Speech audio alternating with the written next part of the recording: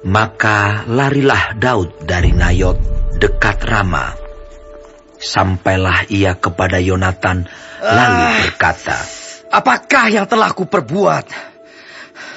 Apakah kesalahanku dan apakah dosaku terhadap ayahmu, sehingga ia ingin mencabut nyawaku?" Tetapi Yonatan berkata kepadanya, "Jauhlah yang demikian itu. Engkau tidak akan mati dibunuh. Ingatlah, ayahku tidak berbuat sesuatu, baik perkara besar maupun perkara kecil, dengan tidak menyatakannya kepadaku. Mengapa ayahku harus menyembunyikan perkara ini kepadaku? Tidak mungkin." Tetapi Daud menjawab katanya, Ayahmu tahu benar bahwa engkau suka kepadaku. Sebab itu pikirnya, tidak boleh Yonatan mengetahui hal ini. Nanti ia bersusah hati. Namun, demi Tuhan yang hidup dan demi hidupmu, hanya satu langkah jaraknya antara aku dan maut." Yonatan berkata kepada Daud, "Apapun kehendak hatimu, aku akan melakukannya bagimu." Lalu kata Daud kepada Yonatan, "Kau tahu, besok bulan baru. Maka sebenarnya aku harus duduk makan bersama-sama dengan raja. Jika engkau membiarkan aku pergi, maka aku akan bersembunyi di padang sampai lusa petang. Apabila ayahmu menanyakan aku, haruslah kau katakan, Daud telah meminta dengan sangat kepadaku untuk pergi dengan segera ke Betlehem, kotanya, karena di sana ada upacara pengorbanan tahunan bagi segenap kaumnya. Jika begini dikatakannya, baiklah, maka hambamu ini selamat. Tetapi jika amarahnya bangkit dengan segera, ketahuilah bahwa ia telah mengambil keputusan untuk mendatangkan celaka. Jika demikian, tunjukkanlah kesetiaanmu kepada hambamu ini, sebab engkau telah mengikat perjanjian di hadapan Tuhan dengan hambamu ini. Tetapi jika ada kesalahan padaku, engkau sendirilah membunuh aku. Mengapa engkau harus menyerahkan aku kepada ayahmu?" Tetapi jawab Yonatan, "Jauhlah yang demikian itu. Sebab jika aku ketahui dengan pasti, ayahku telah mengambil keputusan untuk mendatangkan celaka kepadamu, masakan aku tidak memberitahukannya kepadamu?"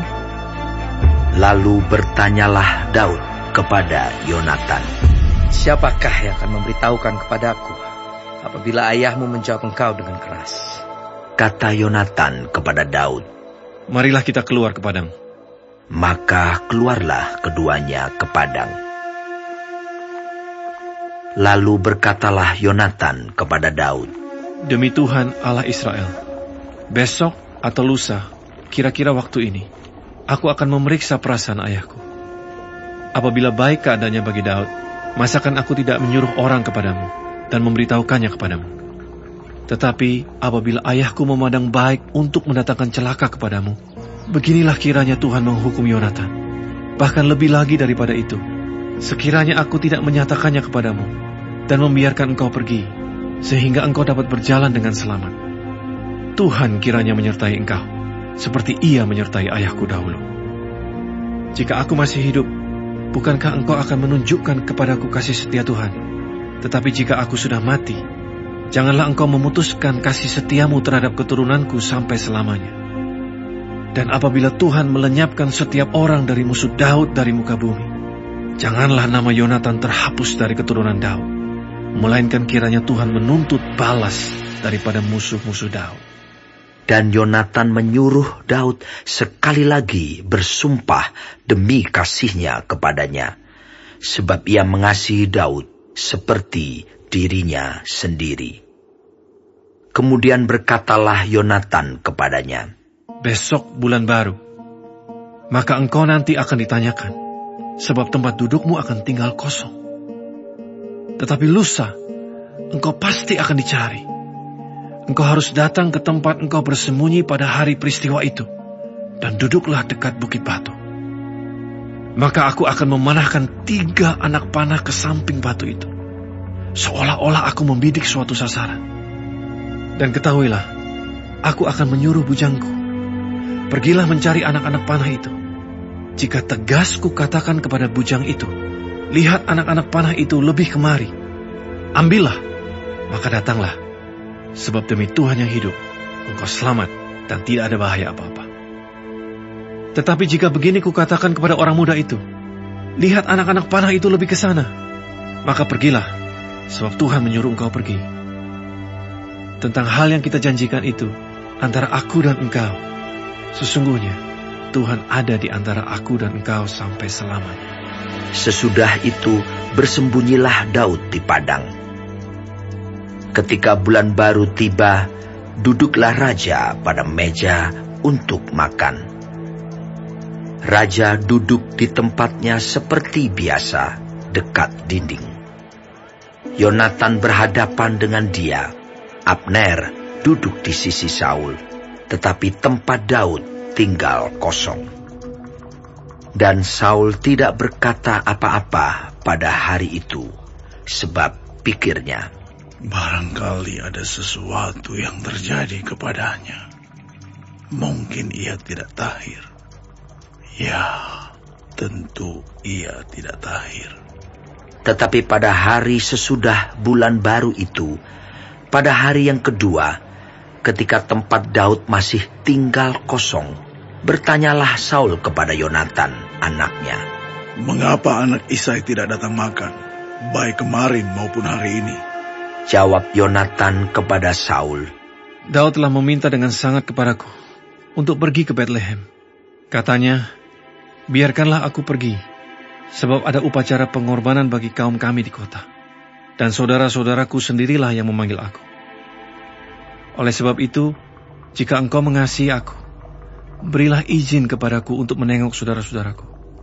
Itulah sebabnya ia tidak datang ke perjamuan raja.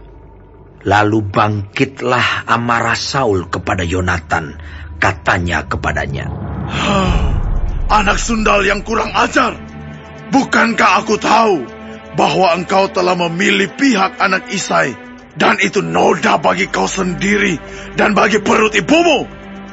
Sebab sesungguhnya selama anak Isai itu hidup di muka bumi, engkau dan kerajaanmu tidak akan kokoh. Dan sekarang, suruhlah orang memanggil dan membawa dia kepadaku, sebab ia harus mati. Tetapi Yonatan menjawab Saul ayahnya itu, katanya kepadanya, mengapa ia harus dibunuh? Apa yang dilakukannya? Lalu Saul melemparkan tombaknya kepada Yonatan untuk membunuhnya. Maka tahulah Yonatan bahwa ayahnya telah mengambil keputusan untuk membunuh Daud. Sebab itu Yonatan bangkit dan meninggalkan perjamuan itu dengan kemarahan yang bernyala-nyala. Pada hari yang kedua bulan baru itu, ia tidak makan apa-apa. Sebab ia bersusah hati karena Daud, sebab ayahnya telah menghina Daud. Pada waktu pagi, keluarlah Yonatan ke padang bersama-sama seorang budak kecil, sesuai dengan janjinya kepada Daud. Berkatalah ia kepada budaknya, larilah, carilah anak-anak panah yang kupanahkan. Baru saja budak itu berlari, maka Yonatan melepaskan sebatang anak panah lewat kepala budak itu.